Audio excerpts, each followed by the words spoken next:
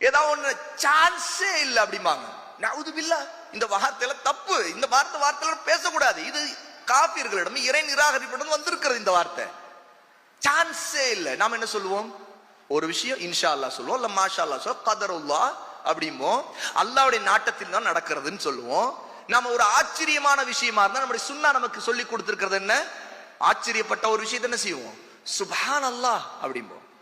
அல்லது நாம ஒரு அருட்கொடை பார்த்தா மாஷா அல்லாஹ் அப்படிம்போம். இது முஸ்லீம்களுக்கு சுன்னாவிலிருந்து கற்றுக் கொடுக்கப்பட்ட விஷயம்.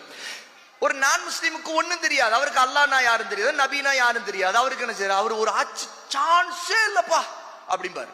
சான்ஸ் இல்லைன்னா என்ன அர்த்தம் தெரியுமா? சாத்தியமே இல்லை, இது நிச்சயமா இது போல யாரும் செய்ய முடியாது. அப்படின்னா என்ன? அல்லாஹ்வால முடியாதா? அல்லாஹ் தான் நடத்தியே காட்டுறான். அல்லாஹ்வால எதுவும் முடியாதா? சான்ஸே இல்லை அப்படின்னு சொல்றது. அப்ப இந்த ஒரு சின்ன உதாரணம் சொல்லுகிறேன். இது பேச்சு தோரணை கூட அவங்கள்ட்ட இருந்து தொத்திக்கும்.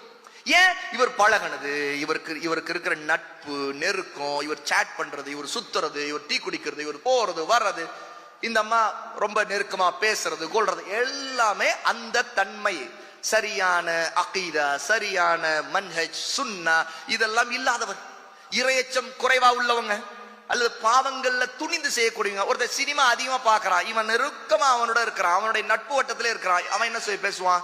அவன் பார்த்த ஒரு சினிமாவை பத்தி ரிவ்யூ சொல்லுவான். இந்த படம் புதுசா வரப்போது, பிளாக் பஸ்டர் ஆகும் நான் சொல்றேன், நீ என்ன சொல்றேன்னு கேட்பான். நான் படம்லாம் பாக்குறது இல்லப்பா, அதெல்லாம் பேசாத அப்படின்னா, நான் சொல்ற சேலஞ்ச் வெட்டுக்கட்டு பிளாக் பஸ்டர் தான் அப்படிமா. அப்புறம் இவன் என்ன செய்வான்? இவன் பழக பழக கடைசியில் அது நிஜமா பிளாக் பஸ்டர் ஆயிடுச்சுன்னு வைங்களேன். நான் சொன்னேன்னு பாத்தியா? ஆமாடா, அது எப்பறம் அப்படி சொன்னா, உனக்கு பெரிய நாலேஜ்டா, உனக்கு வேற லெவல்டா. அவன்கிட்ட இருந்தா இவன் கத்துக்கிட்டான். இவன் சொன்னது என்ன? இவன் சொன்ன அந்த வார்த்தை அவன்கிட்ட இருந்து தொத்திக்கிச்சு. அவன் வேற லெவல் சொன்னான், அவன் படத்தை முதல்ல வேற லெவல் சொன்னான், இப்ப இவனையே அவன் வந்து வேற லெவல்ங்கிறான். நவுதுபில்லா. இதுதான் அல் வலா வல் பரா அப்படிங்கிற நம்முடைய அகீதாவை அறியாமல் போனதுடைய விளைவு.